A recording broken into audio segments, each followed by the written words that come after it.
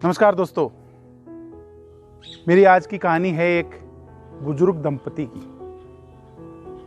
राजस्थान का एक शहर है उदयपुर, और उदयपुर शहर में एक मकान में एक बुजुर्ग दंपति रहते हैं।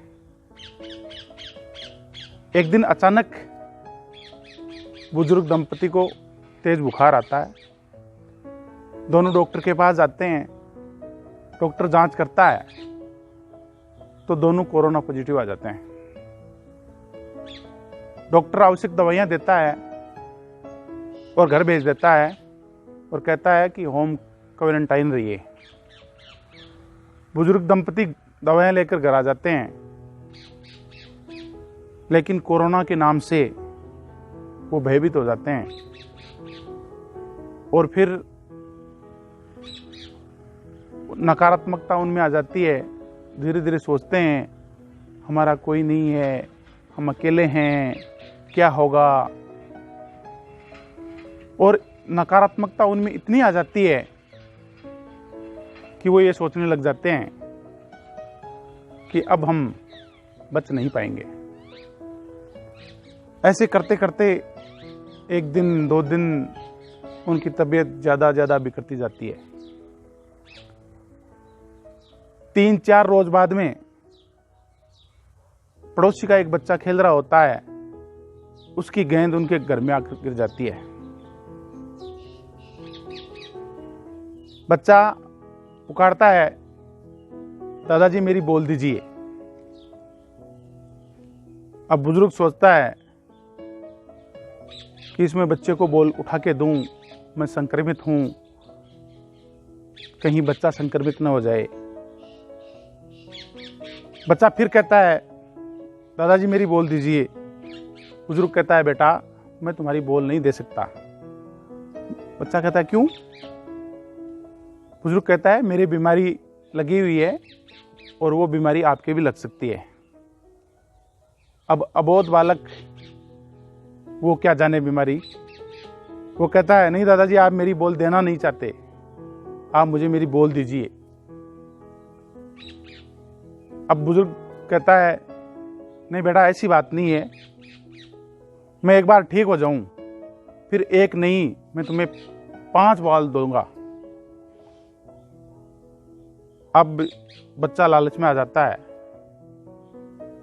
कि 5 बॉल मिलेंगी, तो कहता है आप कब ठीक होंगे? तो बुजुर्ग कहता है, मैं जल्दी ठीक हो जाऊंगा और तुम्हें 5 बॉल ला के दूंगा। तो बच्चा कहता है, दादाजी वादा रहा कि आप मुझे 5 बॉल देंगे। तो बुजुर्ग कहता है, ठीक है मैं वादा करता हूं कि तुम्हें 5 बॉल दूंगा। बच्चे की और बुजुर्ग की बातें वो वरदा सुनती है, तो वो बुजुर्ग से बोलती है, हम बीमार हो रहे हैं, हमारी हालत खराब है, हम बच सकते नहीं, और आपने बच्चे से वादा कर लिया कि आप 5 बॉल ला के देंगे। हम मर गए तो बच्चे को बॉल कौन ला के देगा? और राजस्थानी में कहावत है, जान जाए पर जुबान न जाए। अब इस वादे को लेकर बुजुर्ग दंपति परेशानी में आ जाता है और फिर उस वादे को पूरे करने के लिए उनमें जीने की लालसा वापस पैदा हो जाती है और वो जीने के लिए अपनी पूरी ताकत लगा देते हैं। खूब व्यायाम करते हैं, टाइम से दवाएं लेने लग जाते हैं और जीने की ललक से वो कोरोना बीमारी को हरा देते हैं। तो दोस्तों, आदमी को जीने के लिए जीने की लालसा होना बहुत जरूरी है। यदि आपने जीने की लालसा छोड़ दी तो आप जी नहीं पाएंगे। और मैं तो सभी से यही निवेदन करता हूं कि इस महामारी से बचने के